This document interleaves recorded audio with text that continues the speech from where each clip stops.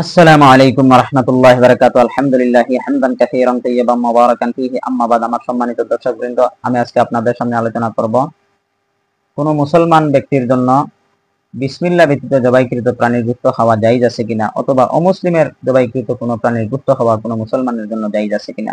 আসুন কোরআনে কারীমের আয়াতের মাধ্যমে আমরা এই বিষয়টি পরিষ্কারভাবে বুঝে নেই।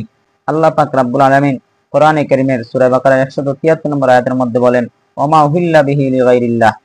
আল্লাহ পাক রব্বুল আলামিন বলতেছেন, বিসমিল্লাহ ব্যতীত, আল্লাহর নাম নেওয়া ব্যতীত যে প্রাণীটা জবাই করা হবে সেই প্রাণীর গোশত খাওয়া কোনো মুসলমানের জন্য জায়েজ নয়, সম্পূর্ণভাবে হারাম। তাহলে বোঝা গেল আল্লাহর নাম নিয়েই জবাই করতে হবে, নতুবা হালাল হবে না, সম্পূর্ণটাই হারাম হয়ে যাবে।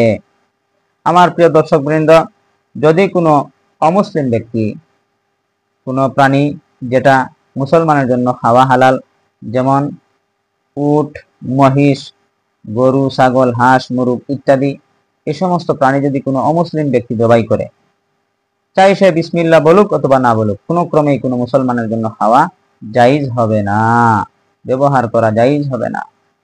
অনেক সময় দেখা যায় কোনো অমুসলিমের সাথে মুসলমানের বন্ধুত্ব, সেই বন্ধুত্বের সুবাদে কোনো অমুসলিম ব্যক্তি মুসলমানকে তার বাড়িতে দাওয়াত করলো এবং সে মাংস বা গোশত দিয়ে তাকে মেহমানদারি করলো। সেই মাংস অথবা গোশত কোনো মুসলমানের জন্য খাওয়া জায়েজ হবে না। মাংস গোশত ব্যতীত অন্য যা কিছু আছে, যেমন চিরা, খই বা অন্যান্য খাদ্যদ্রব্য, এগুলা মুসলমানের জন্য খাওয়া জায়েজ আছে। আমার প্রিয় দর্শকবৃন্দ, তাহলে কোরআনে কারীমের সূরা বাকারার 173 নম্বর আয়াত এই অংশ, ওমা উহিল্লা বিহি লিগাইরিল্লাহ, আল্লাহর নাম ব্যতীত যে প্রাণীটা জবাই করা হবে সেই প্রাণীর গোশত খাওয়া সম্পূর্ণভাবে আল্লাহ পাক হারাম ঘোষণা করে দিয়েছেন কিয়ামত পর্যন্ত সমস্ত উম্মতে মুসলিমার জন্য। তাহলে আল্লাহ পাকের এই হারাম ঘোষণা আমরা যদি মেনে নেই, তাহলে আমরা প্রকৃত মুসলমান হতে পারবো, নতুবা আমরা প্রকৃত মুসলমান হতে পারবো না। আল্লাহর নাম নিয়ে প্রত্যেক মুসলমানের জন্য প্রত্যেকটা প্রাণীকে যেটা আল্লাহ পাক হালাল করে দিয়েছেন, সেই হালাল প্রাণীটাকে জবাই করতে হবে। আল্লাহর নাম না নিয়ে জবাই করলে সেই প্রাণীটা কখনো হালাল হবে না কোনো মুসলমানের জন্য। আমার প্রিয় দর্শকবৃন্দ, যদি অমুসলিম ব্যক্তি সে আল্লাহর নাম নিয়ে জবাই করলো, কিন্তু উদ্দেশ্য করলো, মান্যত করলো নৈকট্য হাসিল করার জন্য তার দেবদেবীর নামে, তাহলে এই প্রাণীর গোশত খাওয়া হালাল হবে না। অথবা কোনো মুসলমান ব্যক্তি সে আল্লাহর নাম নিয়ে জবাই করলো, কিন্তু নৈকট্য হাসিল করার জন্য শাহজালাল, শাহপরান অথবা কোনো পীর অলি আবদালের নৈকট্য হাসিল করার জন্য নিয়ত করলো, এই প্রাণীর গোশত খাওয়াও কোনো মুসলমানের জন্য জায়েজ হবে না।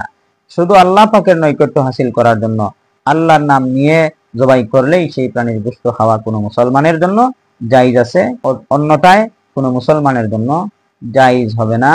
যে প্রাণীটা আল্লাহর নাম নিয়ে জবাই করা হয়েছে এবং আল্লাহ পাকের নৈকট্য হাসিলের জন্য জবাই করা হয়েছে, সেই প্রাণীর গোশতই খাওয়া জায়েজ আছে। আল্লাহ পাকের নৈকট্য হাসিল উদ্দেশ্য না, কিন্তু বিসমিল্লাহ জবাই করা হয়েছে অথবা বিসমিল্লাহ ছাড়াই জবাই করা হয়েছে, সে প্রাণীর গোশত খাওয়া কোনো ক্রমেই কোনো মুসলমানের জন্য জায়েজ হবে না। আমার প্রিয় দর্শক বৃন্দ, তাহলে এই সংক্ষিপ্ত আকারে আলোচনার দ্বারা আমরা কি বুঝতে পারলাম?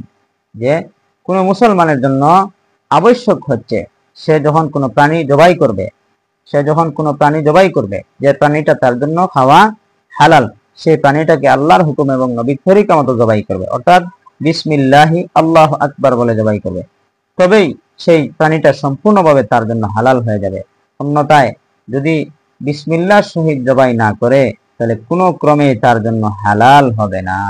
আমার দর্শকবৃন্দ, অনুরূপভাবে কেউ কোনো প্রাণীকে তার কান কেটে অথবা তার শরীরে কোনো চিহ্ন বসিয়ে তাকে ছেড়ে দেয়, পীর অলি আবদাল, গাউস কুতুব অথবা কোনো অন্য কোনো নামে নৈকট্য হাসিল করার জন্য ছেড়ে দেয়, এই প্রাণীর গোশত খাওয়া কোনো মুসলমানের জন্য জায়েজ হবে না। আমার এই সংক্ষিপ্ত আলোচনার উপর আল্লাহ পাক যেন আমাদের সবাইকে আমল করার এবং বুঝার তৌফিক দান করেন।